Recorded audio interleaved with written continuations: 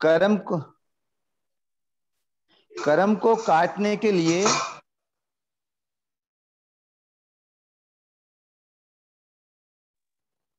कर्म को काटने के लिए जागृति का संदेश दिया जा रहा है। कर्म को काटने के लिए आगे बढ़ने का संदेश दिया जा रहा है। कर्म को काटने के लिए सहयोग करने की भावना बताई जा रही है। कर्म को काटने के लिए निमित्त की जगह उपादान पर ध्यान रखने के लिए कहा जा रहा है। और कर्मों को काटने के लिए अनेक प्रकार के उपाय बताए जा रहे हैं। ये कर्म जो कि हम जिसके कारण से आज वर्तमान भव में भटक रहे हैं या रह रहे हैं, इन कर्मों का निस्तारा कैसे हो, इसके लिए प्रतिदिन क्लास के माध्यम से समझने का प्रयास चल रहा है। देखिए, इतना कर्म सिद्धांत हमारे जैन दर्शन में बताया हुआ है, लेकिन जैन धर्म, हमारा जो जैन धर्म है, फिर भी वो कर्मवादी नहीं है। हमारा जैन दर्शन कर्मवादी नहीं है। हमारा जैन दर्शन समयवादी नहीं है। हमारा जैन दर्शन ईश्वरवादी भी नहीं है। हमारा जैन दर्शन क्या है? हमारा जैन दर्शन तो आत्मवादी है।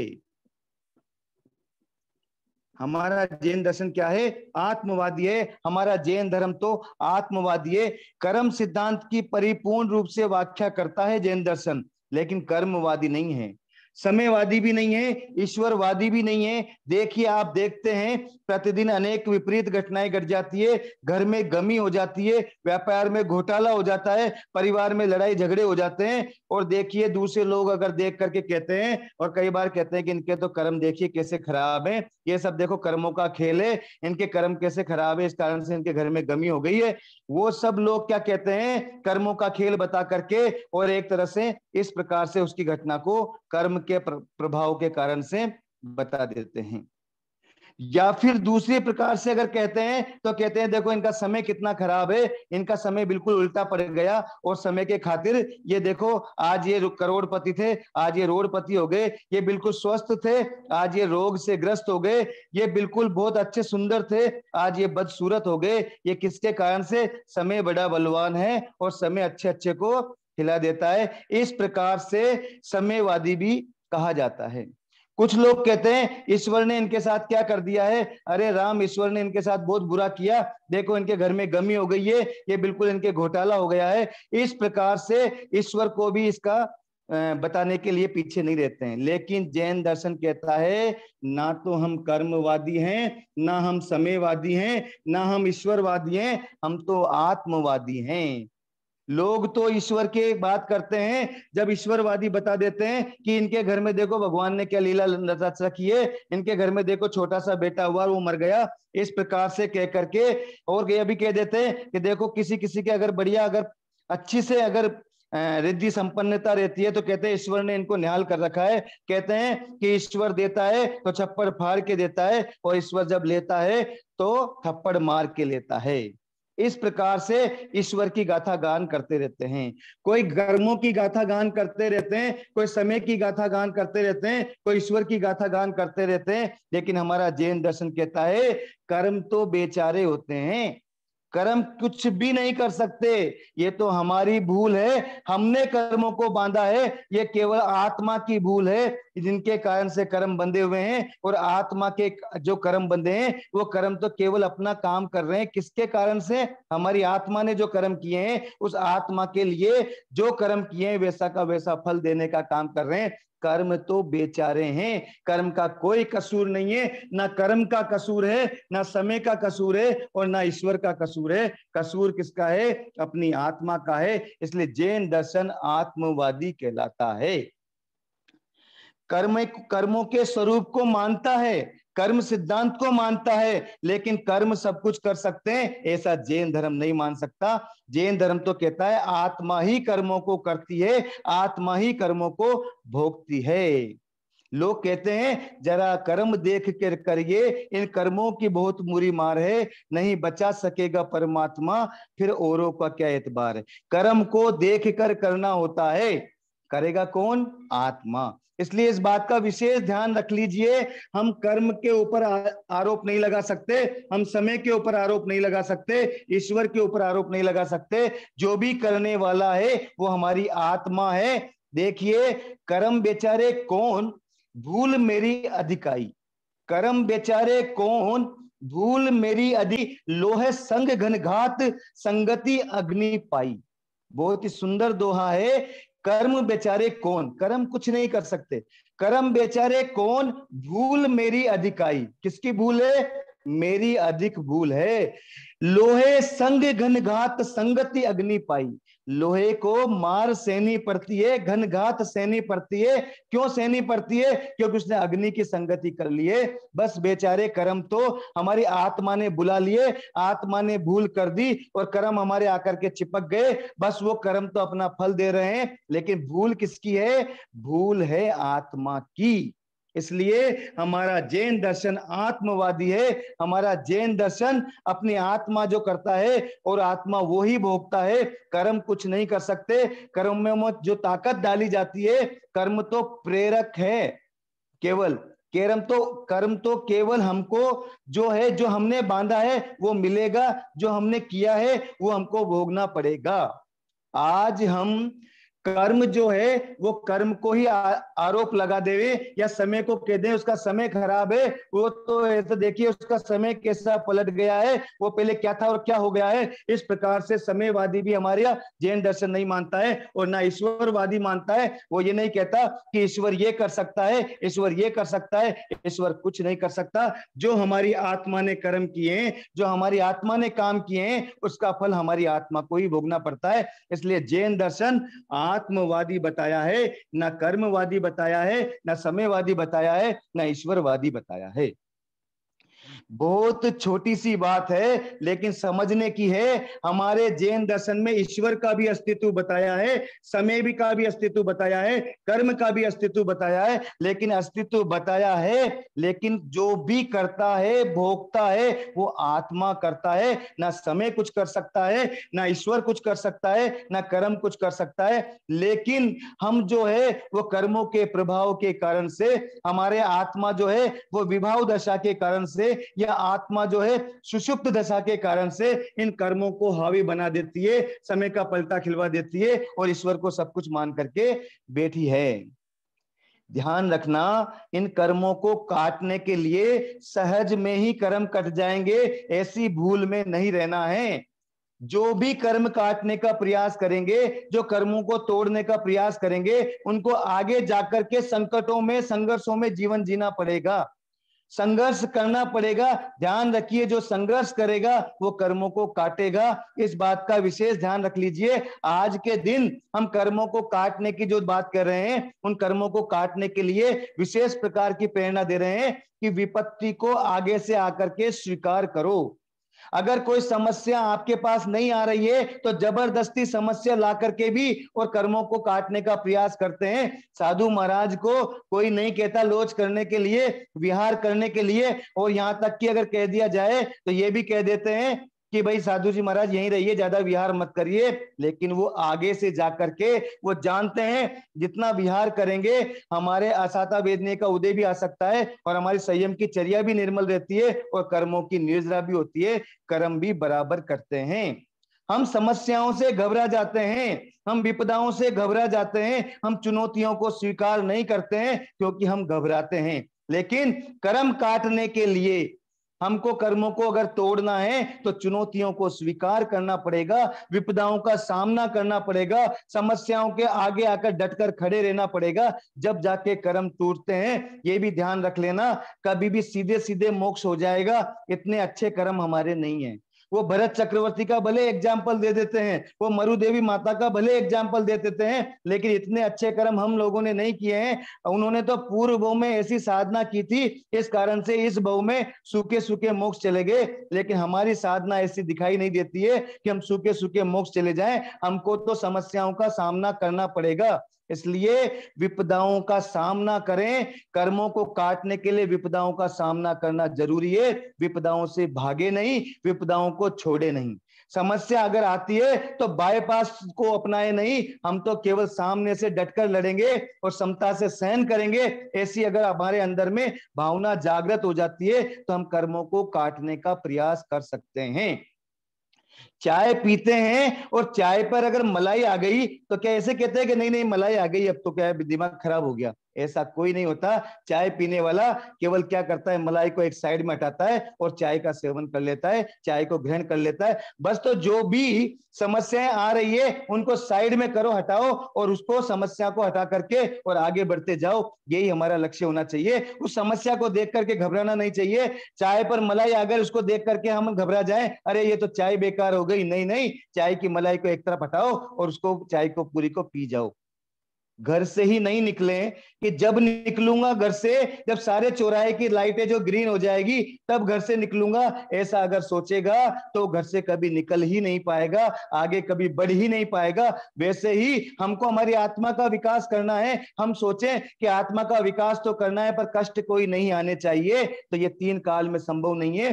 कष्ट आते हैं तो ही आत्मा का विकास होता है, कर्मों की निर्जरा होती है और जीव आगे बढ़ता है। कहा भी है विपदाओं के माध्यम से, एक भजन आता है, मेरे को भजन ज्यादा गाना नहीं आता। विपदाओं के माध्यम से कर्मों का किनारा है, विपदाओं के माध्यम से कर्मों का किनारा है, डरना भी क्या कष्टों से प्रभु वीर का नारा है। तो कष्टों से घबराना नहीं है, आगे बढ़ना है, कर्मों को काटना है। तो हमको आगे बढ़ने के लिए जो भी है विपदाओं से घबराने का कार्य हमको नहीं करना है, विपदाओं का सामना करना है, जब जाकर के हमारे कर्म कटेंगे। आज का दिन कर्म स्वरूप को समझने के साथ साथ ये हमको लक्ष्य रखना है कि हम चुनौतियों को स्वीकार करें। देखिए, चुनौतियों को स्वीकार करें और चुनौतियों को, समस्या आए नहीं उसके पहले ही उसका निजात पाने की तैयारी करें, पूरी तैयारी करके चलें। अधूरी तैयारी नहीं रहती है। हम रास्ते में चल रहे हैं और चलते चलते अब जब समस्या आती है तत्काल हम समाधान करने का प्रयास करते हैं, ऐसा नहीं, पहले ही साधना करके रखें ताकि कोई समस्या आए उस समय समता की साधना रह सके। पहले ही अभ्यास करके रखें कि हमारी समता टिकी रह जाएगी, हमारा ज्ञाता दृष्टा भाव टिका रह जाएगा। ऐसा अगर कोई समस्या आएगी तो भी मैं समता से उसको सहन कर लूंगा, ऐसा प्रयास अगर पहले से ही तैयारी करके रखा जाएगा तो उसका प्रयास सफल हो सकता है, वो आगे बढ़ सकता है। एक व्यक्ति के खेत था, एक खेत था, उसको खेत को जोत करके और वो कमाई करता था, लेकिन उसने बढ़िया अच्छी कमाई हो गई, खेत में खेती अच्छी हो गई, उसके 2 या 3 खेत हो गए। अब उसके एक खेत के 3 खेत हो गए, अकेले से खेत संभलता नहीं था। उसने सोचा एक व्यक्ति को मतलब नौकरी पर रख लूं और ताकि खेत का काम पूरी तरह से हो जावे। उसने अनेक लोगों को बुलाया कि भाई मेरे खेत में काम कर लोगे क्या, पर उन्होंने ये भी पूछा कि भाई कैसे काम करोगे। एक व्यक्ति ने कहा कि मैं जब भी तूफान आएगा, जब भी आंधी अंधड़ आएंगे, जब भी बाढ़ आएगी तब मैं सो जाऊंगा। उसने क्या जवाब दिया कि मैं नौकरी तो आपके यहाँ कर लूंगा और तनख्वाह भले कम दे देना, तनख्वाह की कोई बात नहीं है, तनख्वाह भले कम दे देना, लेकिन जब भी तूफान आएगी, बाढ़ आएगी आपकी खेती के आसपास, तब मैं सो जाऊंगा। उसका जवाब, उसका जो उसने जो कहा वो उसको अजीब सा लगा, लेकिन वो अजीब सा लगने के कारण से उसने क्या किया, उसने उसको नौकरी पर रख लिया। अब थोड़े दिनों के बाद में तूफान आ गया और खेती जो लहलहा रही थी, लेकिन तूफान आ गया और तूफान आने के बाद में घबरा गया, घर से भागा भागा आया। उस व्यक्ति ने तो नौकरी लगते हुए कहा था, उस नौकर ने तो कहा था कि जब भी तूफान आएगा मैं सो जाऊंगा और ये सो जाएगा तो मेरी सारी खेती जो है वो बर्बाद हो जाएगी। और वो जाकर के खेत पर देखता है तो वाकई जो नौकर रखा गया था वो तूफान तो आ रहा था लेकिन वो सो रहा था। लेकिन जब वो खेत में जाकर के देखता है तो उसने परिपूर्ण तैयारी कर रखी थी, उसने तैयारी कर रखी थी, अगर तूफान आएगा तो बराबर पाल लगा करके रख रखी थी ताकि खेती का कुछ भी नुकसान नहीं हो सके।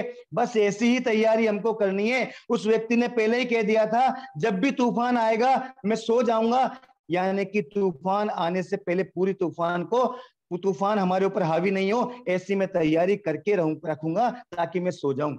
जब तूफान आता है उस समय पर अगर तैयारी करेगा तो कुछ नहीं हो सकता। वैसे ही जब अशुभ कर्मों का उदय आता है उस समय पर अगर कुछ किया जाएगा तो शायद हड़बड़ाहट में आर्तदान रोददान हो जावे, कर्मों का बंद हो जावे। इसलिए पहले से ही ज्ञाता दृष्टा भाव की, समता भाव की और कर्मों को सहन करने की पहले से ही तैयारी कर लेनी चाहिए। इस प्रकार से विपत्तियों से घबराना, जो विपत्तियों से घबराते हैं वो कर्म उनके ऊपर हावी हो जाते हैं और कर्म काटने में वो आगे नहीं बढ़ सकते हैं। देखिए, जो भी विपदाओं में रहा, जिसने भी विपत्तियों को सहन किया, चुनौतियों को स्वीकार किया, वो जल्दी से जल्दी चला गया भगवान के पास में। आपने देखा गस्सु कुमार का एग्जाम्पल, अगर देखिए सोमिल ब्राह्मण ने उसके सिर पर अगर अंगारे रख दिए, चाहते तो माथे को यूं हिलाते और अंगारे नीचे गिर जाते और बच सकते थे, लेकिन उन्होंने चुनौतियों को स्वीकार किया।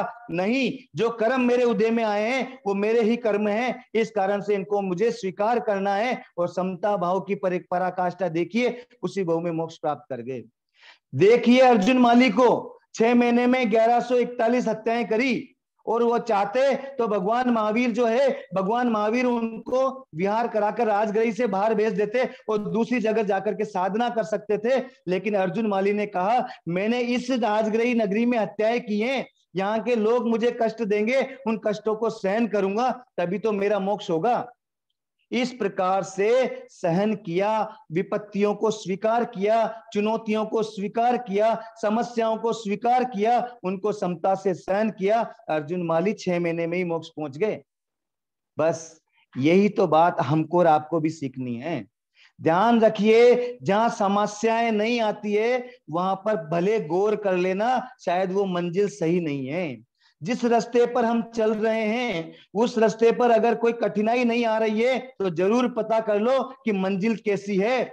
लेकिन जो मंजिल अच्छी है तो फिर रास्ता कैसा भी हो, चाहे कठिन हो, चाहे किसी प्रकार के कष्ट आए, फिर परवाह मत करो। मंजिल अगर अच्छी है तो रास्ते अगर कष्टपूर्ण भी अगर रास्ता पार होता है तो बिल्कुल भी परवाह मत करो। अनेक एग्जाम्पल है जिन्होंने आगे से जाकर कष्टों को स्वीकार किया। भगवान महावीर का एग्जाम्पल अपन लेते हैं, अनार्य देश में जाकर के प्रचार किया। चाहते तो इस आर्य देश में कोई भूमि की कमी नहीं थी, उनको तो केवल ज्ञान होने ही वाला था, लेकिन उन्होंने स्वीकार किया, नहीं नहीं, मैं इस समस्या का समाधान, अगर मैं डटकर खड़ा रहा और समस्या को अगर झेलूंगा नहीं तो मेरे कर्म कैसे कटेंगे। उन्होंने जब इंद्र जो देवलोक का इंद्र भगवान महावीर के पास आया और आकर के कहता है, भगवान मैं आपकी सेवा करूंगा, छद्मस्त काल में अनेक लोग आपको कष्ट दे सकते हैं, मैं आपकी सेवा करूंगा। भगवान महावीर ने कहा, नहीं भाई तू चला जा, मैं मेरे कष्ट में ही सहूंगा, मेरे कर्म में ही काटूंगा। बस हमको भी समस्याओं से घबराना नहीं है, समस्याओं का डटकर मुकाबला करना है। वो 15.5 साल का सचिन तेंदुलकर 89 के अंदर पाकिस्तान में खेलने के लिए गया, इमरान खान की गेंद सिर पर लग जाती है, सॉरी नाक पर लग जाती है, नाक फूट जाती है। उस समय कोई ऐसे साधन भी नहीं थे कि इतने ज्यादा जो कि फिजियोथेरेपिस्ट आता है और जाकर कुछ नहीं, केवल यहाँ पे एक पट्टी लगा देता है और जाकर के नॉन स्ट्राइक एंड पर जो नवजोत सिंह सिद्धू वो कहता है कि भाई अब तू चला जा, अभी तेरी उम्र भी छोटी है और सामने इमरान खान और वकार यूनिस जैसे बॉलर हैं, अब तू चला जा। लेकिन वो कहता है नहीं, मैं खेलूंगा, मैं लड़ूंगा, मैं देश के लिए पीछे नहीं जाऊंगा। जहां पर की 60 करती 150 की स्पीड की बॉल आ रही है, लेकिन सचिन तेंदुलकर घबराया नहीं, इसीलिए सचिन तेंदुलकर को भगवान का रूप माना जाता है। देश में क्रिकेट का भगवान उसको कहा जाता है और भारत रत्न का अधिकारी बनता है। 25 साल तक देश की सेवा करता है एक खेल के माध्यम से। क्यों? क्योंकि उसका था निश्चय था। उसने 89 के अंदर 15.5 साल की उम्र में उसने दिखा दिया कि क्या समस्याओं का सामना करना है, और जिस टेस्ट में 22 रन पर 4 विकेट हो गए थे उस टेस्ट को उसने ड्रॉ कराने का पूरा प्रयास किया। इस प्रकार से समस्याओं से घबराना नहीं, समस्याओं से भागना नहीं, डटकर मुकाबला जो किया जाता है वो कर्मों को काटने वाला बनता है। ये तो एक ओनली केवल एग्जाम्पल है। जब भी समस्याएं आए उसमें हमको घबराना नहीं चाहिए, ये बात भी ध्यान रखना। जिंदगी जब हंसाती है, तो ये सोच लेना कि अच्छे कर्मों का उदय आ रहा है। जिंदगी जब हंसाती है हमको तो ये मान लेना अच्छे कर्मों का उदय आ रहा है, लेकिन जब जिंदगी रुलाती है तो ध्यान रखना, मान लेना कि अच्छे कर्म करने का समय आ रहा है। जब जिंदगी हंसाए तो अच्छे कर्मों का फल मिल रहा है, लेकिन जब जिंदगी रुलाती है तो उस समय स्वीकार कर लेना कि अच्छे कर्म करने का समय आ रहा है। अब अच्छे कर्म करना चाहिए क्योंकि अब अशुभ कर्मों का उदय आ गया है। इसलिए अनेक अपेक्षाओं से ध्यान रख लीजिए, समस्याओं का सामना करें, समस्याओं को समाधान के रूप में परिवर्तित करें और उसको हंसते हंसते हंसते हंसते सहन करते हुए आगे बढ़ते जाइए। आज के दिन हम कर्मवादी नहीं है, हम समयवादी नहीं है, हम ईश्वरवादी नहीं है, हम आत्मवादी हैं। हम स्वीकार करते हैं कि हम आत्मा ही, मेरी आत्मा ने ही भूल की है, उस आत्मा की भूल के कारण ही ये शरीर पर मेरे आत्मा पर कर्म लगे हैं, इनके कारण ही हमको कष्ट भोगना पड़ता है, समस्याओं का सामना करना पड़ता है। इसके कारण ही आत्मा ने जो भूल की उसके कारण ही समय पलट जाता है। और जो आत्मा ने भूल की है वो ही आत्मा की भूल को स्वीकार भी कौन करेंगे? अपन करेंगे। और भूल का समाधान या भूल को जो है वो वापस पलटने का कार्य भी कौन करेंगे? हम लोग ही करेंगे, हमको ही करना है। कर्म काटने के लिए इस बात का विशेष ध्यान अपने को रखना है। आज के दिन कर्म का स्वरूप समझने के साथ साथ इस बात को आप ध्यान में रख लीजिए कि जो भी कर्म है उन कर्म को काटने के लिए चुनौतियों को स्वीकार करें, समस्याओं को स्वीकार करें, उनका डटकर सामना करें, क्योंकि वो समस्याएं किसी और ने नहीं भेजी है। मेरी आत्मा की भूल के कारण वो समस्याएं मैंने ही पूर्व में अशुभ कर्म के रूप में बांधी है। उन समस्याओं का सामना करें, समस्याओं से भागे नहीं, समस्याओं को छोड़ करके और घबराए नहीं, समस्याओं से घबराए नहीं, समस्याओं का सामना करेंगे तो ये कर्म जो है वो भागते देर नहीं लगेंगे। हम अगर एग्जाम्पल की बात करें तो समस्याओं के सामना करने वाले अनेक हमारे महापुरुष हुए हैं। आपने देखा होगा धर्म रुचि अणगार ने एक समस्या उनके सामने उत्पन्न हुई कि ये चींटियां मर जाएंगी सारी की सारी अगर ये कड़वा तुम्बा खा लेंगी, तो उस समस्या का समाधान किया, आत्म बलिदान किया और समस्या को सहर्ष पूर्वक सहन करके और कर्मों को काट करके आगे बढ़ गए। ऐसे अनेक साधक हुए हैं, अनेक साधक ऐसे हुए जिन्होंने समस्याओं से घबराए नहीं और समस्याओं का सामना करके और कर्मों को तोड़ने पर, कर्मों को हमारे यहाँ से छूटने पर मजबूर कर दिया और कर्म छूट गए। उन्होंने कर्मों को दोष नहीं दिया, उन्होंने समय को दोष नहीं दिया, उन्होंने ईश्वर को दोष नहीं दिया, उन्होंने दोष दिया अपनी आत्मा को। मेरी आत्मा ने अशुभ किया था, मेरी आत्मा ने अशुभ किया, तो इस आत्मा को तिराने का कार्य भी मुझे ही करना है, कर्मों को काटना भी मुझे ही है। इस प्रकार से आज के दिन हम कर्म के स्वरूप को समझने के साथ ही ये अनिश्चय करें, हम चुनौतियों को स्वीकार करेंगे, आगे से जाकर के समस्याओं का सामना करने का प्रयास करेंगे। हम कभी घबराएंगे नहीं। जब भी कोई समस्या आए, कोई भी परेशानी आए, उस समय समता भाव का परिचय देकर, उस समय हमारी जागृति का परिचय देकर, उस समय हमारे ज्ञाता दृष्टा भाव का परिचय देकर के कर्मों को काटने वाले बनेंगे तो हमारा कल्याण होगा। कर्म प्रकृति का थोकड़ा चल रहा है, कर्म प्रकृति के थोकड़े में वेदनीय कर्म को समझने का प्रयास चल रहा था। ये वेदनीय कर्म ने हमको संसारी सुख का और दुख का बहुत अनुभव कराया है। इस वेदनीय कर्म ने हमको संसारी सुख का और दुख का बहुत अनुभव कराया है। ये वेदनीय कर्म हमारे अनंत सुख को तो आवृत कर देता है। दो काम करता है, हमारी आत्मा का जो अनंत सुख है इसको तो दबा देता है, और जो संसारिक सुख है, संसारिक सुख और दुख जो है, उन संसारिक सुख और दुख को हमको देता रहता है।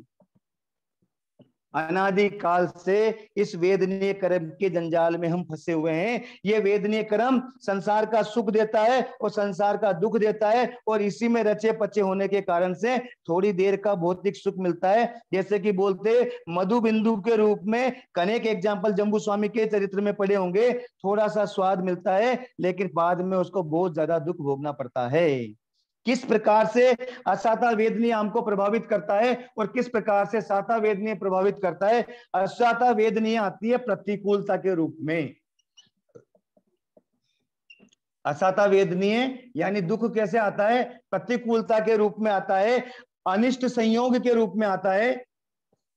किसी भी ऐसी वस्तु का संयोग हो जावे जो कि हमारे से अनिष्ट है, हमको पसंद नहीं है, अनिष्ट साथियों का अनिष्ट साथी अगर मिल जाते हैं तो वो भी हमारे असाता वेदने का उदय है। और देखिए, अगर तन अस्वस्थ हो जाता है, यानी शरीर अस्वस्थ हो जाता है, ये भी असाता वेदने का उदय कहलाता है। इस प्रकार से अनेक रूप में असाता वेदनी हमारे कर्म कर्म के रूप में उदय में आ रहा है। लेकिन ध्यान रखना, हमारा क्या बुद्धि हो गई है, हमारी बुद्धि जो है वो केवल शरीर सापेक्ष हो गई है, शरीर को ही ध्यान में रखते हैं। और यहां तक कि किसी भी वस्तु परिस्थिति और आहार आदि में सुख दुख देने की क्षमता नहीं है। हम सोचें कि अनुकूल परिस्थिति आ जाएगी तो हमको सुख मिल जाएगा, प्रतिकूल परिस्थिति आ जाएगी तो दुख हो जाएगा। कोई आहार मुझे पसंद है, अगर उस आहार को मैं ग्रहण कर लूंगा तो मुझे सुख उत्पन्न हो जाएगा। ये तीन काल में नहीं है। ये सुख जो और दुख जो होता है, ये सुख दुख तो साता साता वेदने कर्म से हमको मिलता रहता है। लेकिन जो सुखी और दुखी जो हम बनते हैं वो हमारे मोहने कर्म के कारण से बनते हैं। पैर में चोट लग गई, अभी दुख उत्पन्न हो रहा है, असाता वेदने कर्म का उदय हो रहा है, दुखी भी हो रहा है। लेकिन थोड़ी देर बाद में समाचार आए, 1 सेकंड के बाद, 1 मिनट के बाद समाचार आए कि बेटा जो है वो फर्स्ट मंजिल से गिर गया है, उसकी टांग टूट गई है, और भागता है और भाग करके बेटे को उठा करके और भागता है। उसके पैर में चोट लगी हुई है, अंगूठे में, लेकिन अब उसको अंगूठे का जो दुख है वो नजर नहीं आ रहा। वो बेटे को पकड़ करके हॉस्पिटल लेकर के जाता है, अंगूठे में चोट लग रही है पैर में, फिर भी भागता है। और जो नॉर्मल अंगूठा, नॉर्मल अगर सही होता अंगूठा, तब भी वो इतनी तेज नहीं भागता जितना तेज वो भागता है। अब उसका दुख कहां चला गया? अब उसका दुख दुख रूप नहीं रहा है, अब उसका दुख से कोई लेना देना नहीं है, क्योंकि वो उससे जुड़ता नहीं है। जब तक दुख दुख है, जब तक उससे बड़ा दुख नहीं आ गया है। बड़े दुख के सामने छोटा दुख जो है वो साता प्रतीत होने लग जाता है। कितनी विचित्रता है, जो सुख है वो दुख में परिवर्तित होता रहता है, और दुख है वो सुख में परिवर्तित होता रहता है। ये हमारे मन की विचित्रता है, मोहने कर्म की विचित्रता है। परिस्थिति मिल जाएगी, आहार मिल जाएगा, कुछ भी चीज मिलेगी वो तो वेदनीय कर्म के कारण से मिल जाएगी। अशुभ मिलेगी तो असाता वेदनीय कर्म से, और अगर शुभ मिलेगी तो साता वेदनीय कर्म से। लेकिन उस पे सुखी होना, साता वेदनीय का उदय चल रहा है और सुखी होया जाएगा, असाता वेदनीय का उदय चल रहा है और दुखी होया जाएगा, ये मोहनीय कर्म का प्रभाव है। हर परिस्थिति सुख दुख नहीं देती है, किसी को सुख दे सकती है, और एक ही परिस्थिति किसी को सुख दे सकती है, तो एक ही परिस्थिति किसी को दुख भी दे सकती है। एक सेठ जी थे, करोड़पति थे, उनके घर से भी सीडी प्लेयर चोरी हो गया। और एक छोटी झोपड़ी वाला था, एक झोपड़ी वाला था, उसके घर से भी सीडी प्लेयर चोरी हो गया। एक सेठ जी थे, उसके घर से सीडी प्लेयर चोरी हो गया, और एक जो झोपड़ी वाला था उसके घर से सीडी प्लेयर चोरी हो गया। एक तो सुखी हो रहा है, खुश हो रहा है, सेठ जी तो खुश हो रहे हैं, और वो जो झोपड़ी वाला है वो दुखी हो रहा है। हुआ क्या था, सेठ जी के घर चोरी करने के लिए चोर आया था, वो कार चोरी करके लेके जा रहा था। वो कार को स्टार्ट भी कर लिया और चोरी करके ले जाने लग गया। लेकिन थोड़ी दूर गया, 1 किलोमीटर दूर गया, और कार का पेट्रोल खत्म हो गया। उसने सोचा अब ये कार तो आगे जाएगी नहीं। उसने कार के अंदर जो सीडी प्लेयर था, जो कि उसके गाने आदि चलने के काम आता है, उस सीडी प्लेयर को चोरी करके लेकर के चला गया। लेकिन दूसरा चोर जो था, वो जिस गरीब के घर में गया और उस झोपड़ी वाले के घर में जाकर सीडी प्लेयर चोरी करके लेकर के चला गया। वो झोपड़ी वाला तो बहुत विलाप करता है, रोता है कि मेरे घर में एक ही सीडी प्लेयर था और वो जो है वो भी चला गया, तो इस कारण से वो तो दुखी बना हुआ है। लेकिन सेठ जी जो है वो सुखी बने हुए हैं, क्योंकि उनको मालूम है कि सीडी प्लेयर तो चोरी हो गया पर मेरी कार बच गई। दोनों के घर से सीडी प्लेयर चोरी हुआ है, लेकिन सेठ जी सुख मना रहे हैं, और वो जो झोपड़ी वाला है वो दुखी हो रहा है। परिस्थिति दोनों के लिए एक ही है, दोनों के घर से सीडी प्लेयर चोरी हुए हैं, लेकिन एक सुखी हो रहा है और एक दुखी हो रहा है। इस बात का भी विशेष ध्यान रख लीजिए। आहार, परिस्थिति आदि कोई भी चीज सुख दुख देने में संभव नहीं है। हमारी परिस्थिति ऐसी होती है कि हम सुखी हो जाते हैं और हम दुखी हो जाते हैं। ये वेदनीय कर्म जो है प्रतिकूलता का अनुभव कराता है, असाता वेदनीय का। असाता वेदनीय के कारण से अनिष्ट का संयोग दिखाता है, अनिष्ट का साथी अनिष्ट साथी मिला देता है और तन को अस्वस्थ कर देता है। लेकिन हम इस प्रतिकूलता में समता का आचरण करें, हम इस अगर असाता वेदनीय मिलती है उसमें त्राही त्राही नहीं करें, ज्यादा सुखी होने का दुखी होने का प्रयास नहीं करें, समता का आचरण करें। अनिष्ट का संयोग हो गया तो भी सुख फील करें।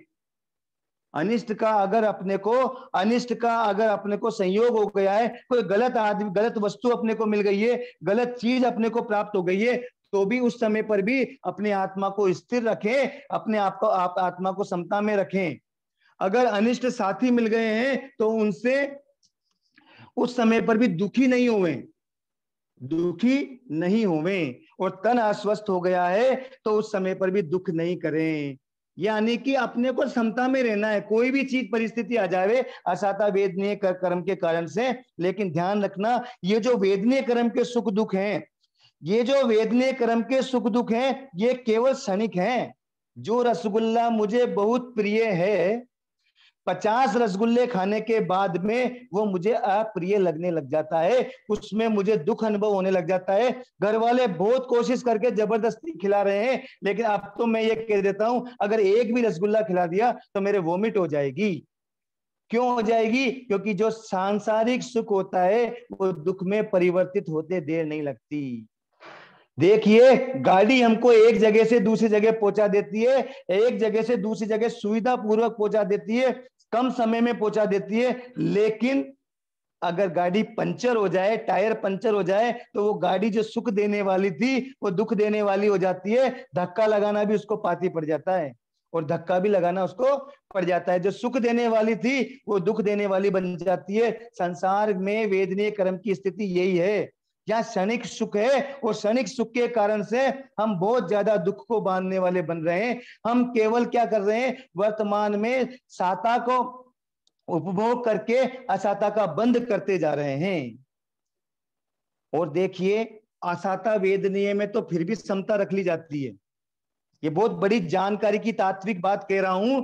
ये असाता वेदनीय का उदय आता है जब प्रतिकूलता का उदय आता है, तन अस्वस्थ हो जाता है, अनिष्ट साथी मिल जाते हैं, अनिष्ट संयोग मिल जाता है, तब तो एक बार फिर भी समता रख लेते हैं। क्योंकि हम जैन दर्शन से जुड़े हुए हैं, जैन धर्म से जुड़े हुए हैं, साधु सन्यासियों से जुड़े हुए हैं, इस कारण से एक बार तो हम समता रख भी लेते हैं। लेकिन जब साता का उदय आता है, जब हमारे अच्छे कर्मों का उदय आता है, साता वेदनीय रूप सुख का उदय आता है, सांसारिक सुख का उदय आता है, उस समय पर समता रखना बहुत मुश्किल होता है, बहुत मुश्किल होता है।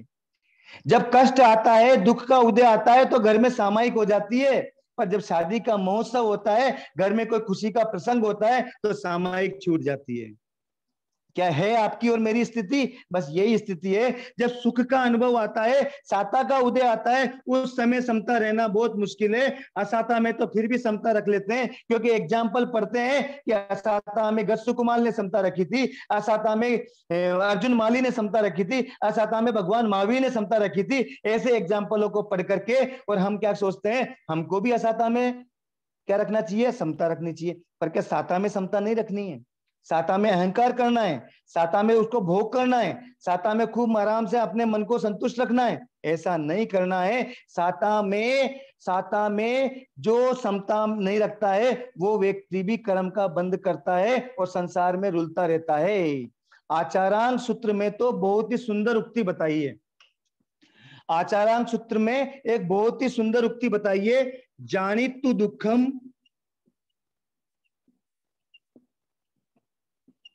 पत्तेय सायम। बहुत ही मार्मिक सुक्ति है। इस सुक्ति को अगर जीवन में अपना लेंगे तो वेदनीय कर्म जो है तहस नहस हो जाएगा, चला जाएगा, आत्मिक आनंद प्राप्त हो जाएगा। यहां कहा गया है, जाने दुख प्रत्येक साता को। दुख असाता को दुख तो सभी जानते हैं, लेकिन जो ज्ञानी पुरुष होते हैं, जो निर्मल साधना करने वाले होते हैं, जिनको कर्मों को काटने की एक आदत लग जाती है, या जो साधना में आगे बढ़ने वाले होते हैं, वो प्रत्येक साता को भी दुख रूप जानते हैं। कितनी बड़ी बात भगवान महावीर के द्वारा आचारांग सूत्र में बताई हुई है कि प्रत्येक साता को भी दुख रूप जानो। असाता को दुख रूप तो सभी जानते हैं। संसार में ऐसा कोई व्यक्ति नहीं है जो दुख को दुख नहीं जानता है, कि अगर किसी का पैर कट जाता है तो उसको दुख मानता है। लेकिन भगवान महावीर कहते हैं ये साता वेदनीय में हम समता नहीं रख पाते हैं, इसलिए प्रत्येक साता जो है उसको भी दुख रूप जानोगे जब जाकर के कर्मों के बंधन से छूटोगे। और नहीं तो दुख में तो समता रख लोगे, लेकिन सुख में समता नहीं रह पाएगी। और सुख में क्या होगा, अहंकार का पोषण होगा, अपने वैभव का अहंकार आएगा और जाकर के दर्प में आदि में फंस करके और कर्मों का बंधन करने वाले हम बन जाएंगे। आहार में भी सुख नहीं होता है। कई लोग कहते हैं कि अच्छा आहार मिल जाए, पकवान मिल जाए। कई लोगों की धारणा होती है जिसको खाना पीना बढ़िया हो गया उसके साता वेदनीय कर्म का उदय है। लेकिन देखिए सुख जो है वो आहार पर भी डिपेंड नहीं करता है। कितना आहार मिला कितना नहीं मिला ये इंपॉर्टेंट नहीं होता है, इंपॉर्टेंट होता है कैसी उसको भूख है। जैसी भूख होती है उसके अनुसार आहार मिलता है, वो इंपॉर्टेंट होता है। इस बात का ध्यान रख लीजिए।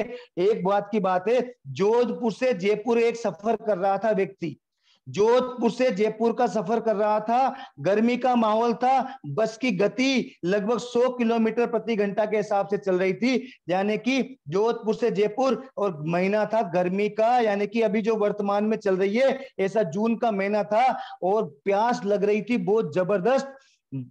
फास्ट एक्सप्रेस थी, कहीं रुकने का काम नहीं था, जोधपुर से जयपुर आना था, और ऐसे प्यास इतनी जबरदस्त लग रही थी कि बस पूछो मत। यहां तक कि कंठ जो है वो गले में मतलब एक तरह से आ रहा था, और ऐसा लग रहा था कि पानी नहीं मिलेगा तो शायद प्राण उड़ जाएंगे। सामने वाले के पास में पानी की बोतल रखी हुई थी, और उसकी पानी की बोतल लगभग 250 ml उसमें पानी था, थोड़ा सा उसमें पानी था 250 ml, और प्यास लग रही थी लेकिन संकोच कर रहा था कैसे मांगू इस पानी को, और मेरे तो प्राण अटक रहे हैं लेकिन मुझे पानी पीना जरूरी है, लेकिन इससे मांगू भी कैसे, संकोच हो रहा था। लेकिन लास्ट में जाकर के थक हार करके और उसने वो पानी के लिए कहा, भाई साहब मुझे बहुत तेज प्यास लग रही है और मेरे प्राण जो है वो अटक रहे हैं, इस कारण से मैं क्या आपका पानी, ये बोतल का पानी पी सकता हूं क्या? उसने कहा भाई साहब ले लीजिए, और पानी की बोतल उसको हाथ में दे दी। लेकिन उस व्यक्ति ने 250 ml पानी भी पूरा नहीं पिया। उसको मालूम था क्योंकि इस व्यक्ति को भी तो पानी की जरूरत पड़ सकती है ना। उसने 250 ml पानी भी पूरा नहीं किया, 150 ml पानी ही पिया, और वो 150 ml पानी उसके लिए क्या था, अमृत के समान था। अब बताइए क्या 150 ml पानी सुख दे सकता है? 150 ml पानी सुख नहीं दे सकता।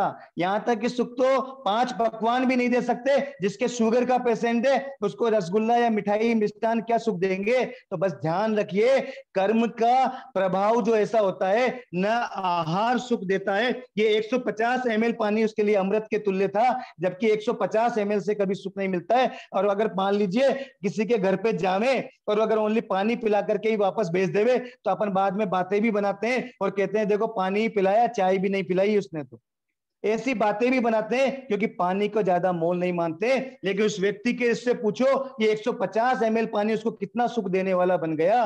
5 पकवान दुख देने वाले बन सकते हैं और 150 ml पानी सुख देने वाला बन सकता है, लेकिन चाहिए क्या? इसलिए हमारे पास में यही बात बार बार बताई जा रही है कि जो है आहार सुख नहीं दे सकता, परिस्थिति सुख दे नहीं सकती, घटना सुख नहीं दे सकती। इस कारण से इस बात को समझने का प्रयास करें।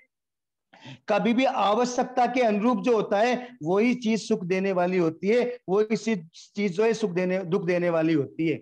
तो वर्तमान में ये वेदनीय कर्म जो है वो प्रतिकूलता को लेके आ जाता है, अनिष्ट का संयोग करा देता है, अनिष्ट साथी मिला देता है और तन को अस्वस्थ कर देता है। उस समय समता की आराधना करें, समता की आराधना करके और जो दुख है उस दुख को समता से सहन करें। ये तो शिक्षा भगवान दे ही रहे हैं, साथ में कह रहे हैं साता का उदय आता है तब भी समता रखे, उसको भी दुख रूप जाने।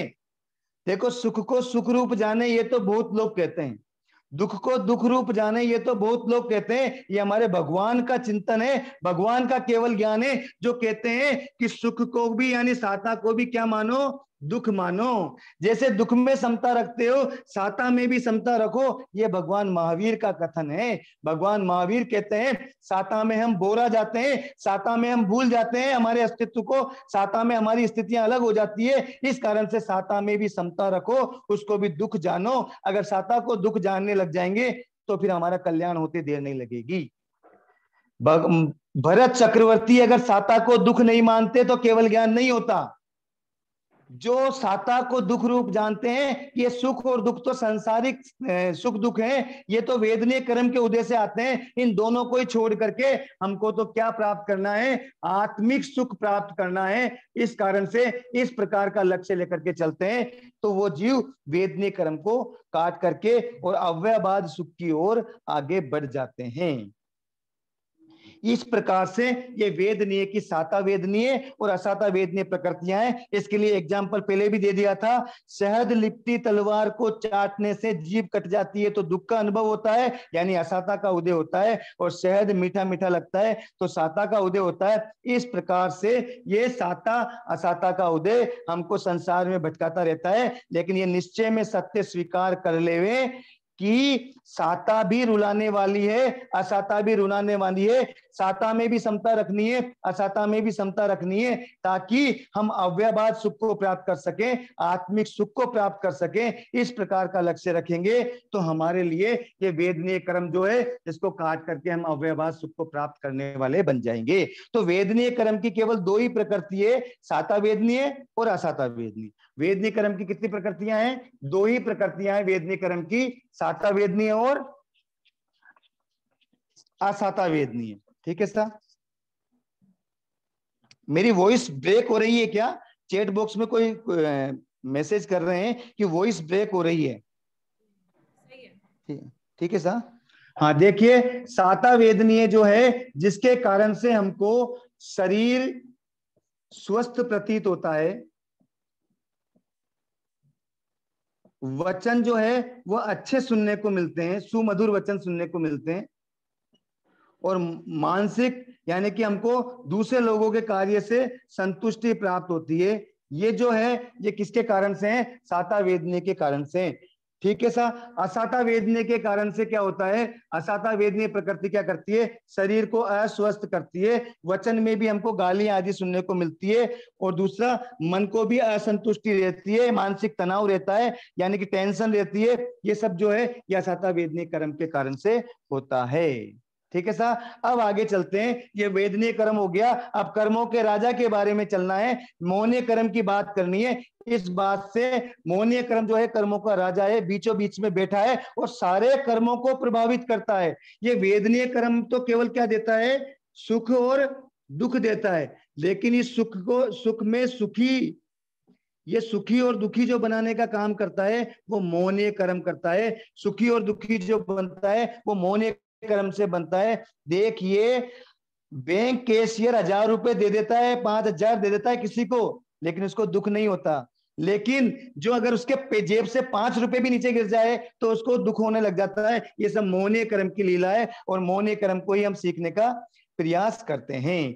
अब मोहनीय कर्म क्या है? तो मोहनीय कर्म को आराम से अपनी जान लीजिए। ये मोहनीय कर्म जो है कर्मों का राजा है, और सबसे पहले अगर हम कर्मों को तोड़ने का प्रयास करेंगे तो इस मोहनीय कर्म को ही तोड़ने का प्रयास करना है, ताकि हम आगे से आगे बाकी के कर्म तो अपने आप ही चले जाएंगे। ये मोहनीय कर्म, इसको भी हमने पूर्व में परिभाषा के रूप में समझ लिया था। यह हमारी आत्मा को मोहित करके रहता है, या हमारी आत्मा को जागने नहीं देता है, इसको सुलाए रखता है, और यहां तक कि इसको भान भुला देता है, इसको विभाव में भटकाता रहता है। आत्मा विभाव में जब तक है, जब तक कल्याण नहीं हो सकता। ये मोहनीय कर्म क्या करता है? इस आत्मा को मोहित करके रखता है।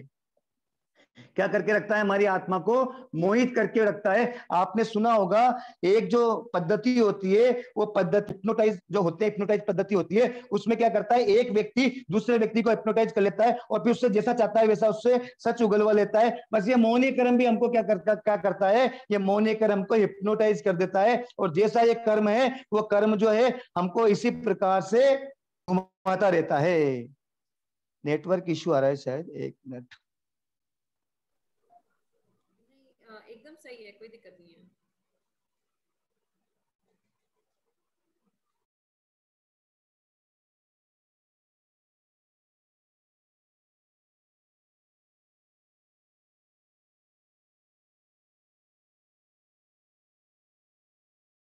क्लियर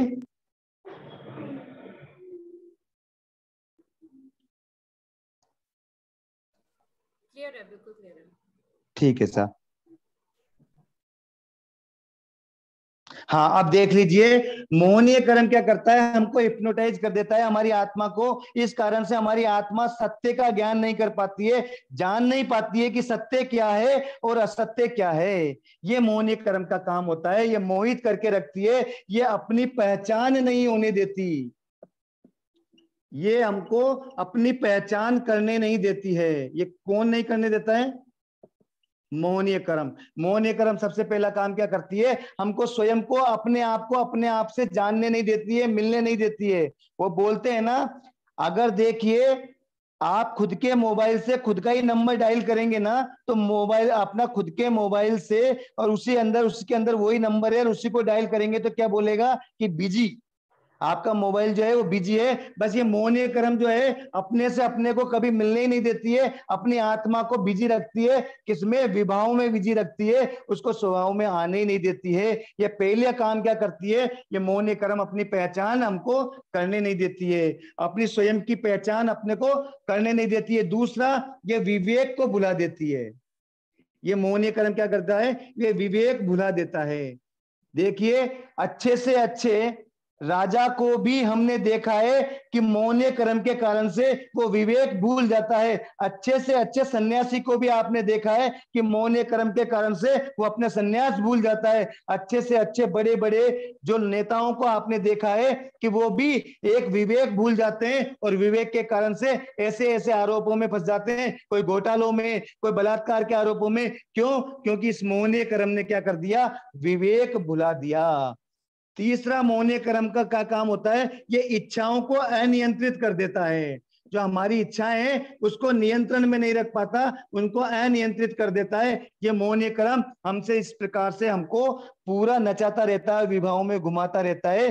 किस प्रकार से मोहनीय कर्म जो है हमको अपनी पहचान नहीं करने देता और हमारे विवेक को भुला देता है। जो हमें हे गे उपाधि की जो दृष्टि हमारे भीतर होती है उसको भुलाने का काम मोहनीय कर्म करता है और हमारी इच्छाओं को अनियंत्रित कर देता है। लोभ में, लालच में, माया में, कपट में, इनमें फंसा देता है। ये काम कौन करता है? ये मोहनीय कर्म करता है। तो आज के दिन ये मोहनीय कर्म के जो 3 कार्य हैं, इस 3 कार्यों को हमको छोड़ करके और आगे कैसे मोहनीय कर्म को काटना है, कैसे मोहनीय कर्म की कितनी प्रकृतियां हैं जो हमारी आत्मा के कैसे कैसे गुणों का घात करती है, उन सबको समझने का प्रयास करेंगे।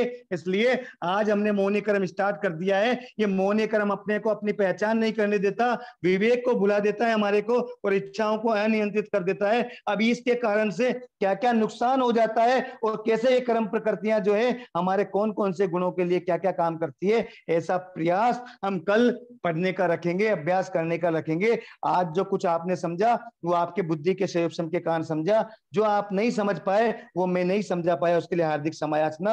अब जिन किसी के कोई प्रश्न हो तो उन प्रश्नों को रख दीजिए ताकि उनका समाधान करने का प्रयास अपन कर सकें। योगी सर को बहुत बहुत धन्यवाद, बहुत ही अच्छा समझा रहे हैं आप। एक अनाउंसमेंट है, आज फ्राइडे की क्लास होगी, सैटरडे संडे कर्म प्रकृति की क्लास नहीं है, मंडे से अपन आगे का कंटिन्यू करेंगे। सब ध्यान दें, कल और परसों दोनों दिन क्लास नहीं है कर्म प्रकृति की। एक और दूसरा सेशन है हमारा कल, एक कदम धर्म की ओर का, तप का स्वरूप, 3 बजे। उसका लिंक हम ग्रुप्स में पोस्ट कर देंगे। प्रश्न शुरू करते हैं। हंसराज जी, आप अपने आप को अनम्यूट कर लीजिए।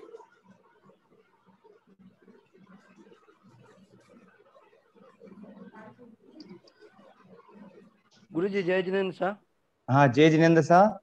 तो अचरंग सूत्र का वो 2 वापस लिखिए ना सब बोर्ड पे, जानित्य दुख, या आप बोल दीजिए, मैं लिख लेता हूँ। हाँ, जानित्तु दुखम पत्तेय सायम, लिख देता हूँ। जानित्य दुखम, जानित्तु यानी जाने, नहीं वो अर्थ तो पता चल गया, वो लिखने का है, वो नहीं लिखता। हाँ, जानित्तु दुखम पत्तेय सायम। सायम यानी साता, पत्ते यानी प्रत्येक और दुख और जाने। नीचे क्या लिखा है साहब? जानित्य दुखम पत्तेय सायम, पत्ते का मतलब प्रत्येक, यानी प्रत्येक यानी हर एक जो साता है, पत्तेयम। सायं। सब बहुत बहुत धन्यवाद साहब, अनुमोदना साहब। हाँ साहब, बहुत फरमाए बहुत आगे। प्रमिला साहब जी एक मिनट साहब, ये ज्ञाता दृष्टा तो बोले, तो कोई दृष्टांत है क्या साहब? आप जो बोलते ज्ञाता हैं दृष्टा पे हाँ, ज्ञाता दृष्टा पे तो बहुत सारे दृष्टांत अपन ने दे ही दिए हैं। नहीं, मेरा कहने का मतलब है ज्ञाता दृष्टा आप जो बोलते हो वो किसी दृष्टांत के हिसाब से बोलते हैं क्या सब, वो पूछना था मेरे को। ज्ञाता दृष्टा का मतलब किसी भी घटना या परिस्थिति पे अपना न तो राग की प्रवृत्ति होवे, न केवल द्वेष की प्रवृत्ति होवे, केवल देखते जावे, केवल अपन को देखते जाना है, अपनी कोई भी प्रतिक्रिया उस पर नहीं करनी है, ये ज्ञाता दृष्टा भाव कहलाता है। क्या क्या साहब वापस होता, मतलब राग द्वेष नहीं किसी रखना? भी घटना, किसी भी परिस्थिति, कोई भी घटना परिस्थिति आदि जो आती है समक्ष, उस पर हम किसी भी प्रकार की प्रतिक्रिया नहीं करें, न तो राग के ऊपर राग के माध्यम से करें, न द्वेष के माध्यम से करें, बिना प्रतिक्रिया के जब रहा करके केवल मात्र देखना होता है, उसको बोलते हैं ज्ञाता दृष्टा।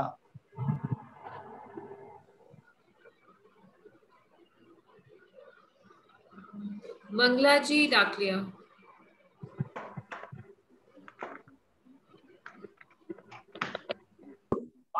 जय जिनेन्द्र सर।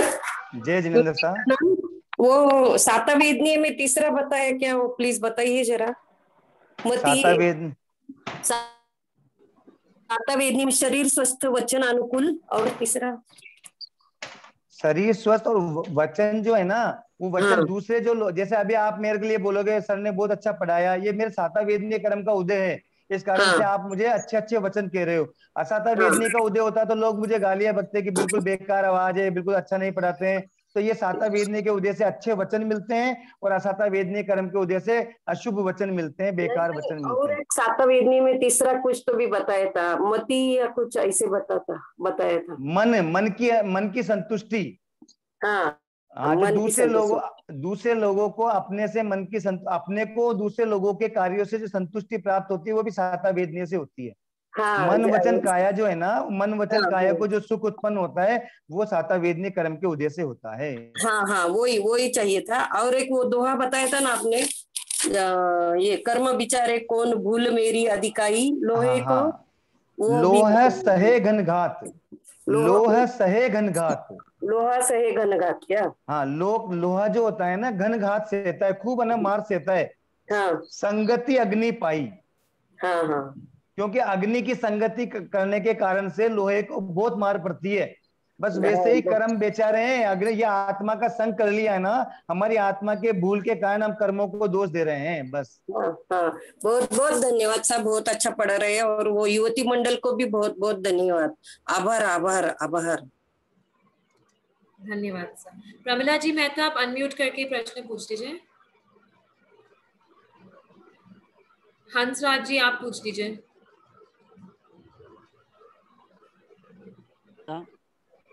हेलो। हाँ सब बताएं। गुरु जी जय जय।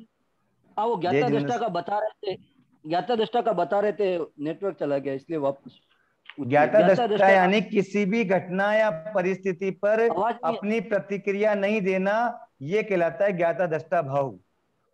तो उसमें संभाव रखना क्या? प्रतिक्रिया ही नहीं देना, संभाव क्या, उसको देखते रहना ओनली, केवल न राग करना न द्वेष करना, कोई भी घटना है उसको केवल मात्र देखते रहना। जैसे एग्जाम्पल के रूप में आप ट्रेन में बैठे हैं, ट्रेन में बैठे हुए खिड़की पर बैठे हुए अनेक पेड़ जो है वो निकलते जाते हैं, अनेक पहाड़ निकलते जाते हैं, उन पर न हम राग करते हैं न द्वेष करते, केवल मात्र उनको देखते जाएं, इस तरीके से ज्ञाता दृष्टा भाव होता है। आवाज कट गई, आवाज गई साहब। आवाज आ रही है? हाँ, आवाज त्रिलोक जी सर की आवाज तो एकदम क्लियर है। आवाज चली। आपके नेटवर्क में शायद थोड़ी प्रॉब्लम होगी, कोई बात नहीं, आप थोड़ी देर बाद वापस पूछ लीजिएगा। अब आ रही है साहब, क्लियर आ रही है।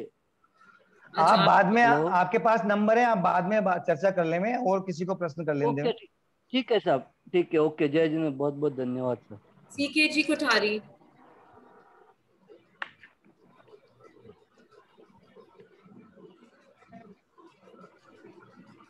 हेलो।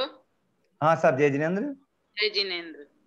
हाँ, किसी के द्वारा यदि अशुभ वचन सुनने को मिले अपने को, तो भी असाता वेदनीय कर्म का उदय है वो। बिल्कुल साहब, अगर दूसरा अंग को अशुभ वचन अगर बोल रहा है तो हमारे असाता वेदनीय कर्म का उदय है, उसको दोष नहीं देना है। हमारे कर्म का उदय अशुभ अशुभ कर्म का उदय, असाता वेदनीय कर्म का उदय, इसलिए उस समय भी समता का परिचय देना चाहिए। जय जय। आयुष जी जैन। जय जिनेन्द्र सर। हाँ जय जिनेन्द्र। सर अभी आपने ये ज्ञाता दृष्टांत भाव का बताया, तो जैसे हमारे आसपास ऐसे किसी को कोई दुख हो रहा है और हम बिल्कुल मतलब न्यूट्रल है, कोई रिएक्शन नहीं करे, तो वो भी तो बड़ा अजीब सा ही लगेगा ना, कि मतलब हमें दूसरे को देख करके, देखिए पहले ध्यान रख लीजिए, दूसरों को देख करके ज्ञाता दृष्टा नहीं रखना है। अपने जो कर्म उदय में आ रहे हैं ना, वो सुख रूप में आए चाहे दुख रूप में आए, कोई पीड़ा के रूप में आए, या हमको कोई पैसा मिल गया है या कोई अच्छी उपलब्धि प्राप्त हो गई है, उस समय ज्ञाता दृष्टा रहने की बात कही है। नेक्स्ट आप अनाउंस कर लो। धन्यवाद सर। हाँ। ज्योति जी डांगी।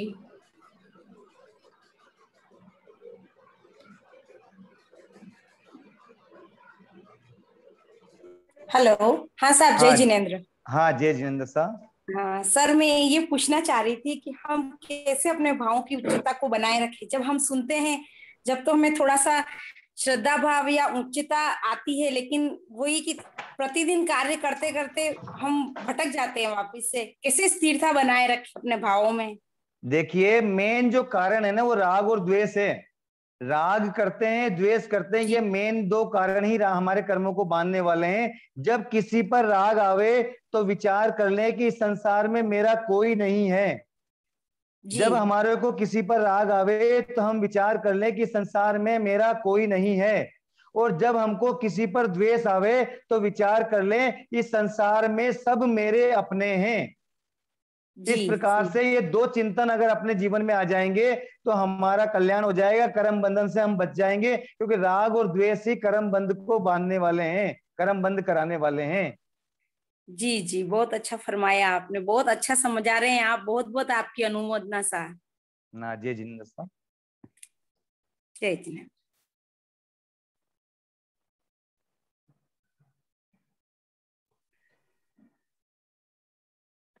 और कोई प्रश्न?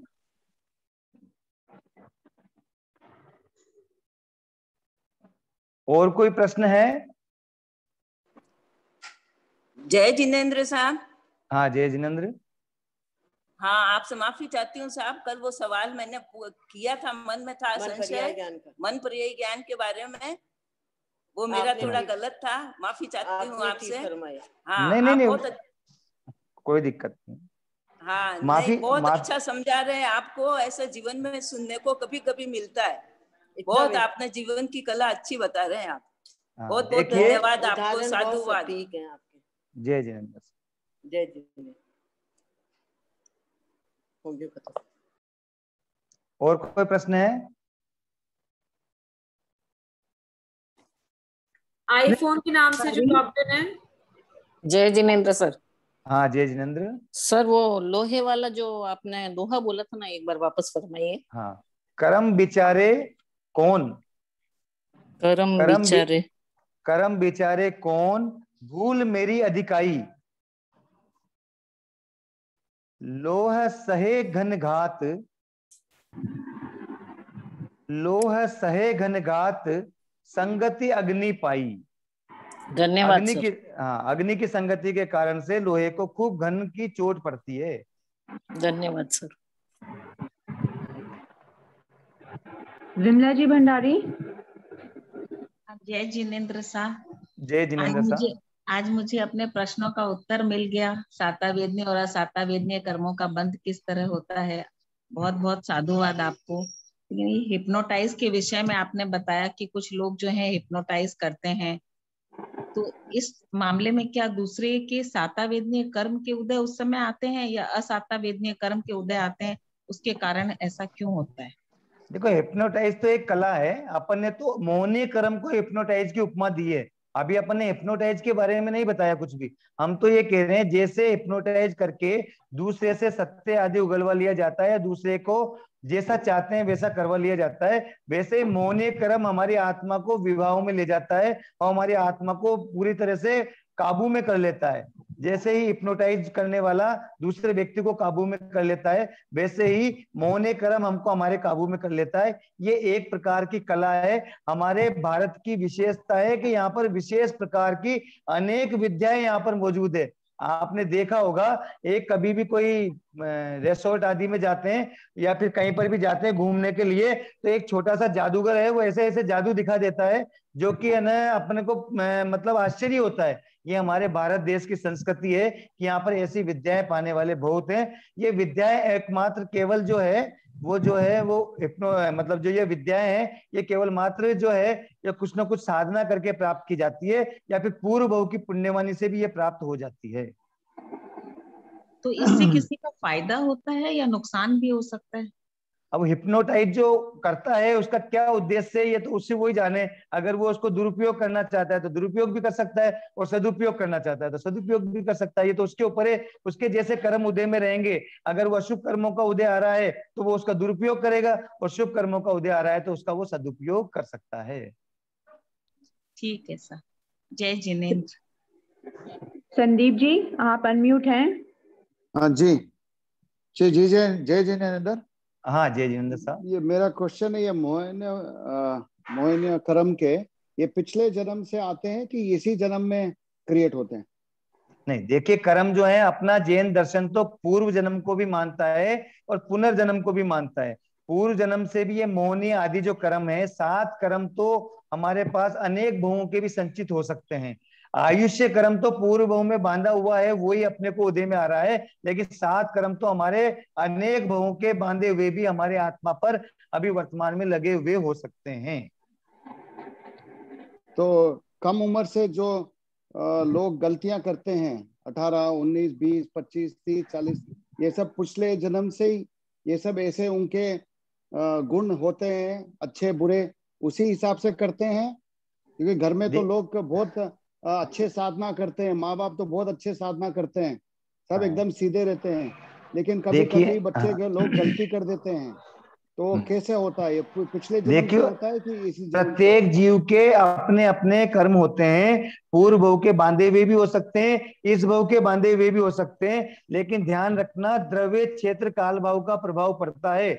बाहर का माहौल इतना विषाक्त है, इतनी जहरीली हवाएं हैं, उसमें वही व्यक्ति टिक पाता है जिसके की बहुत ज्यादा पुण्यवानी अर्जित की हुई हो, घर परिवार के संस्कार बहुत ज्यादा मजबूत हो। अगर घर परिवार के संस्कार थोड़े कमजोर रहे और पुण्यवानी थोड़ी बहुत भी कमी रही, तो फिर वो जो बाहर का प्रभाव, जो जहरीली हवा है, वो उनको प्रभावित कर देती है और वो घर परिवार के संस्कार आदि को ध्यान में नहीं रख पाते हैं। नहीं, लेकिन कुछ घर में ऐसे भी होता है कि धर्म बहुत अच्छा है और बच्चे थोड़े भी इतने खराब नहीं है, लेकिन अच्छे ही दोस्त है, तो भी ऐसे कुछ गलतियां हो जाती हैं। तो फिर ऐसे पिछले जन्म से फुली कनेक्टेड है कि इसी जन्म से? मैंने बताया ना आपको, पूर्व बहु के कर्म भी हो सकते हैं, इस बहु के कर्म भी हो सकते हैं, दोनों बहु के ही कर्म हो सकते हैं। पूर्व के अनेक बहुओं के कर्म में जो अगर वो जबरदस्त बांधा हुआ है तो वो इस बहु में उदय में आ सकता है, वो या फिर इस बहु का कर्म जो बांधा हुआ है वो भी इस बहु में उदय में आ सकता है। इस कारण से, और गलती तो क्या है, मानव जीवन का पुतला है, मानव जो है गलतियों का पुतला है, इसलिए गलती हो सकती है, लेकिन गलती को गलती मान करके उसका पश्चाताप अगर कर लिया जाता है ना, तो फिर वो संस्कारवान परिवार में संस्कारित बच्चे ही कहलाते हैं। जी जी, बहुत बहुत धन्यवाद। जय जिनेंद्र।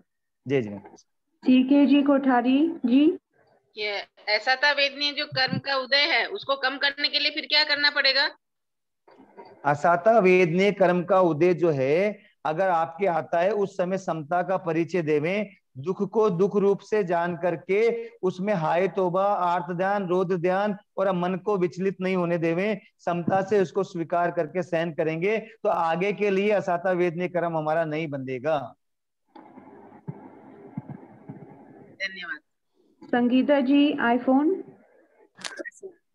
जय जिनेंद्र साहब। जय जिनेंद्र। मेरा क्वेश्चन ये है सर, जैसे कोई साधु बना हुआ है, वैसे बहुत अच्छी तपस्या करी है उन्होंने, बहुत सालों तक संयम पाला है, लेकिन उस बीच में कोई उनके साथ ऐसी घटना घट जाए तो उसको कौन सा पिछले कर्म का भव का कर्म समझना चाहिए, इस भव का ऐसा कुछ? देखिए मैंने कहा ना आपको, फिर बता देता हूँ, कर्म का जो उदय आ रहा है वो पुराने भवों का भी आ सकता है, वर्तमान भव का भी आ सकता है। और कर्म अगर जबरदस्त बांध करके आए, जिसको निकाचित कर्म कहते हैं, ऐसे निकाचित कर्म अगर बांध के आए तो उस कर्म का जो उदय आता है, उस उदय में वो साधु भी हो सकता है, राजा भी हो सकता है, महाराजा भी हो सकता है, कोई भी व्यक्ति प्रभावित अगर हो जाता है तो वो संयम से भी विचलित हो सकता है, सावक पने से भी विचलित हो सकता है। आपने शायद उसका नाम सुना होगा, विश्वामित्र सन्यासी का, जो मेनका के कारण डांस के नृत्य को देख करके अपने सन्यासी जीवन को भी से भी पतित बन गए थे। तो इसलिए विशिष्ट साधना करने वाले भी अगर निकाचित कर्म का उदय आ जावे तो वो भी साधना से भ्रष्ट हो सकते हैं। अच्छा साहब, धन्यवाद साहब, बहुत बहुत धन्यवाद आपका, बहुत बहुत बहुत अच्छा पढ़ा रहे हैं, आपको बहुत बहुत साधुवाद साहब। सब काम घर वाले सभी साधुवाद। पूर्णिमा आईफोन, आप अनम्यूट हैं। हाँ जय जिनेंद्र साहब, आपने फरमाया था जैसे अपना कोई आसाता वेदनी का उदय हो और अपने जैसे मान लीजिए सर दुख रहा और टेबलेट ले ली तो अपन ने उन कर्मों को पोस्टपोन कर दिया, हाँ है ना। पर यदि मान लीजिए मेरा सर दर्द दुख रहा है, मैंने ध्यान के द्वारा या उस तरफ से ध्यान हटा के मुझे अनुभूति कम हो गई, तो वो पोस्टपोनमेंट है या संभव है? नहीं, वो आपका संभाव है, वो साधना के द्वारा, आपके पुरुषार्थ के द्वारा उस उद्देश्य से प्रभावित नहीं होकर के आपने ध्यान के द्वारा या फिर है ना जो विशिष्ट साधना के द्वारा, चाहे माला के द्वारा, जाप के द्वारा उसका अगर आपने निराकरण किया है तो वो आपके उस कर्म का निराकरण कर दिया आपने, उसका लिए पोस्टपोन नहीं किया है, वो कर्म की निर्जरा किया आपने। इस कारण से वो साधना तो विशिष्ट बहुत ज्यादा लाभदायी है हमारे लिए। जी धन्यवाद सर। आरती जी भूरा। जय जिनेंद्र सर। जय जिनेंद्र। हाँ सर, आवाज नहीं आ रही है। जैसे कि अभी कोरोना चल रहा है तो सर जैसे, हेलो आवाज आ रही है सर? हाँ तो बोलते कि बार बार साबुन और पानी से बात कर लो, मेरी क्लास थी इसलिए मैंने उससे कहा कि 2 मिनट में करती हूँ, 5 मिनट में। हेलो हाँ सर। हेलो हाँ तो सर बार बार साबुन और पानी से हाथ धोना है। तो जब भी हमारे जैसे कि हम लोग घर में रहते हैं तो जब भी कोई घर में एंटर करता तो हमें बोलना ही पड़ता है चलो हाथ धो लो, चलो ये कर लो बार बार। अब कोई भी घर में एंटर होगा तो वो करना ही बोलना पड़ेगा, तो फिर हमारे कौन से कर्म का बंद हो रहा है उस समय?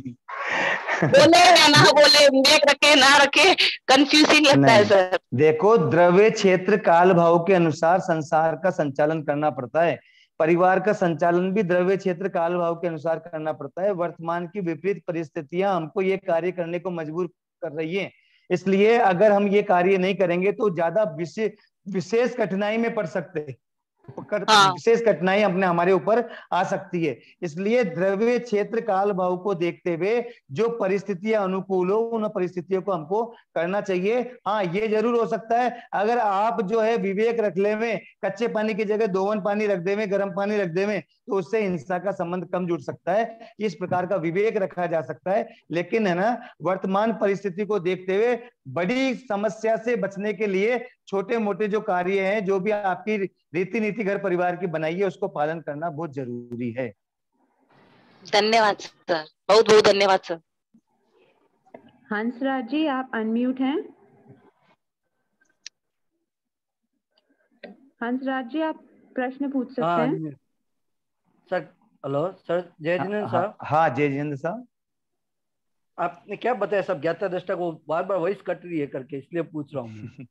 ज्ञाता दृष्टा का मतलब होता है जो भी घटना या परिस्थिति हमारे ऊपर घटित हो रही है उस पर किसी भी प्रकार की प्रतिक्रिया नहीं करें, न उस पर राग लेकर के आवे, न उस पर द्वेष लेकर के आवे। बिना राग द्वेष से केवल ज्ञाता दृष्टा भाव से केवल देखते जाएं उसको, और देख करके कर्म जो है निकलते जाएंगे। जैसे वर्तमान में कोरोना की परिस्थिति चल रही है, इस पर न राग करें न द्वेष करें, केवल ये समय को निकलने दें और धीरे धीरे निकल जाएगा समय। हमारा राग द्वेष करने का काम नहीं है, इसको कहते हैं ज्ञाता दृष्टा भाव।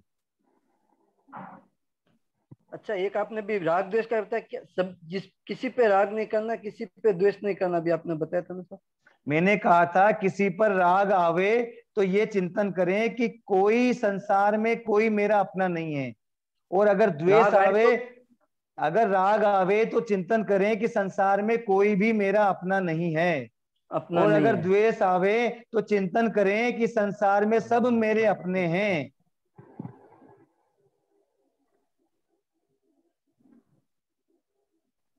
आयुष जी जैन। हाँ जी, जय जिनेन्द्र सर। जय जिनेन्द्र। सर अभी जो आपने बताया था कि साता वेदनीय का उदय आ जाए और अभी हमने जैसे टेबलेट नहीं ली, ध्यान कर लिया, तो जैसे रेकी वगैरह टाइप की चीजें होती हैं वो भी उसी में आएंगी, मतलब रेकी हाँ करना? बिल्कुल, रेकी भी बहुत अच्छी पद्धति है। रेकी में केवल अच्छी भावनाएं दे करके ही और उस व्यक्ति को स्वस्थ किया जा सकता है। बहुत ही सुंदर पद्धति है। मैंने भी इसका शिविर किया हुआ है जलगांव में रहते हुए, इसलिए बहुत ही अच्छी पद्धति है।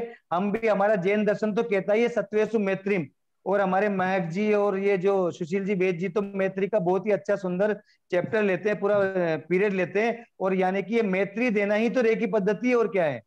और हमारे सद्य प्रमोद मुनि महाराज साहब तो बोलते ही है, मेरा भला उसका भला सबका भला उसका भला मेरा भला सबका भला। ये जो पद्धति होती है रेकी पद्धति का ही एक रूप है। हमारे जैन दर्शन की पद्धति से अनुकूल पद्धति रेकी पद्धति है। जी धन्यवाद। और कोई क्वेश्चंस नहीं है, तो आज का सेशन को आज अपन यहीं पर ही विराम देते हैं। सबको एक क्वेश्चन आया है आयुष जी जैन का।